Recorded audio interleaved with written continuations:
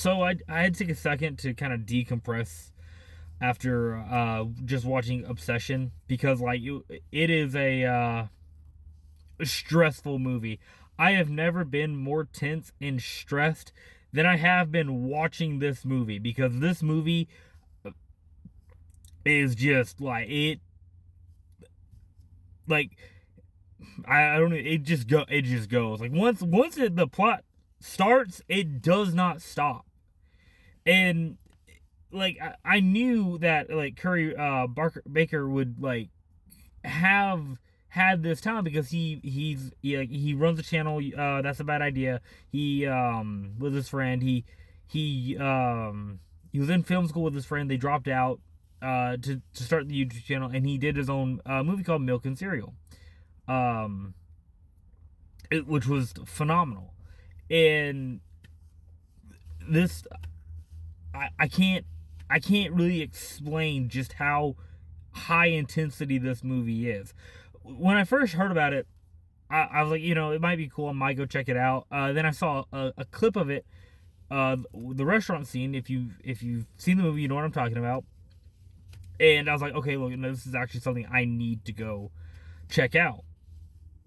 So, I get, so it starts about, I'd say, 30 minutes in is when the plot really starts to develop. But it's basically that play on be careful what you wish for, because you might not like the result of that wish, which is telling.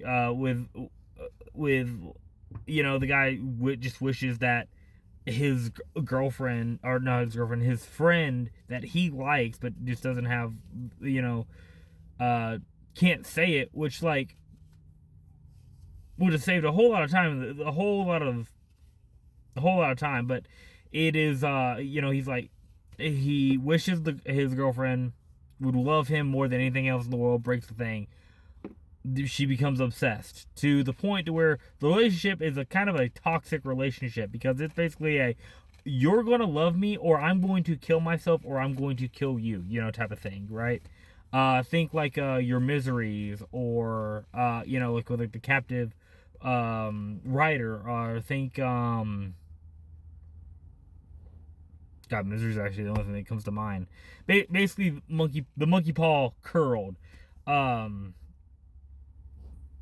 but you get to this point to where she won't stop. Like like in you. I'll explain a little bit more about like what's going on with the real Nikki.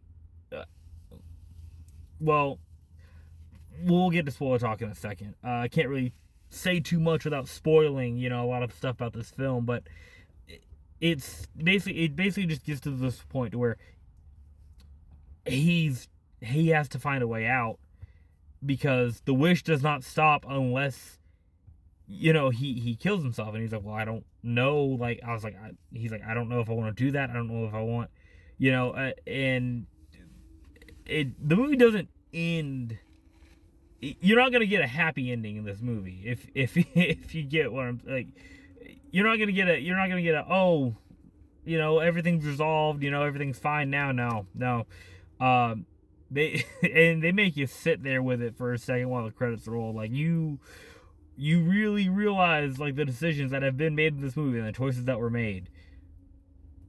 So, but yeah, I would say definitely go watch this movie if you have if even if you're curious about checking it out. Even if you're not, I would say this is something that probably should be on your watch list this year.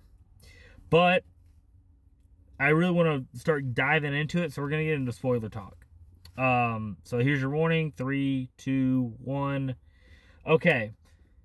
So my theory while watching this was like it's a trapped in her own body type of situation. So the real Nikki, he calls the number on the back, and he kind of like the guy on the phone, which I think is Curry. I'm not 100% sure, but I think that's him. It sounds like him. It sounds like his like natural inflection that he has like when he's doing his YouTube channel, and like and he did like his movie. So like it sounds like him, but I didn't see his name in the credits. So but he basically like, oh, you want to talk to her? Because he's like, I need to alter or cancel. I need to alter a wish. He's like, oh, we don't really do that. Okay, if I need to cancel a wish, he's like, oh, we don't really do that either. You want to talk to her? She's right here, and you just hear screaming in the background, right? And I was like, okay, so maybe it's not that she's trapped in her own body. Maybe like her consciousness just went somewhere else. But every now and then her mind would break, and she's like, it's not me. That's not me, and she'd start hurting herself any way possible. So it's like, and she'd move all weird.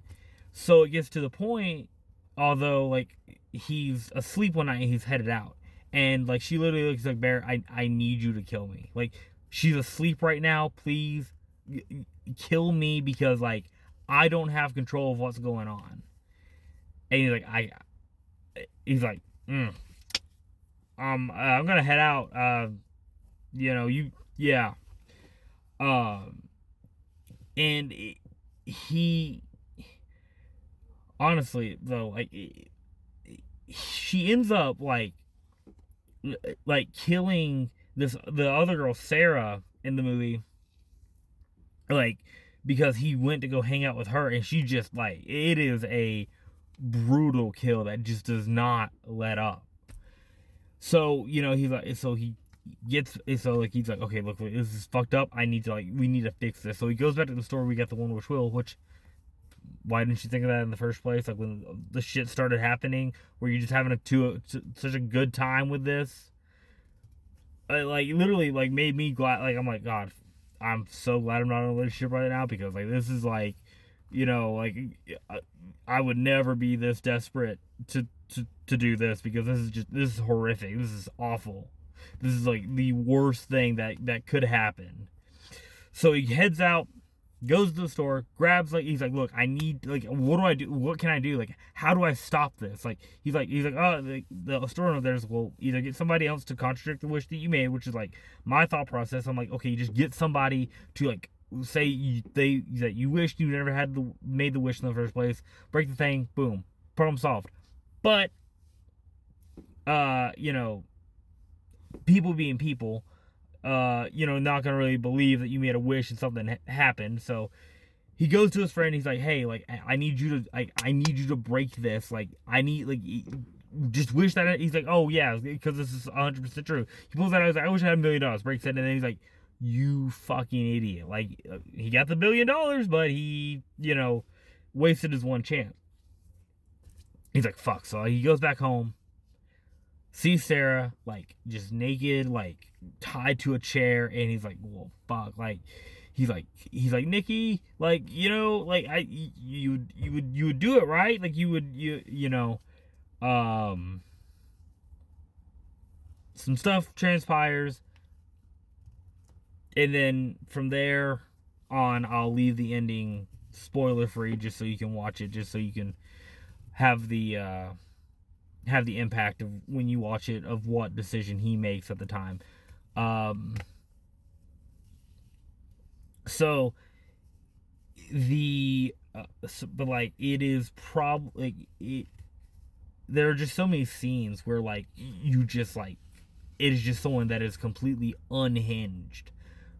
And the actress that they got to play Nikki, I don't know if I want to be within like a 10 like a mile radius. It was just like, she does crazy so well. She does creepy so well. And I'm on the edge of my seat the entire time. There wasn't one part where, like, I'm not tensed up thinking she's about to snap and kill somebody, or do, like, I was like, something's about to happen, and I can't, like, I've never been this tense before watching a movie.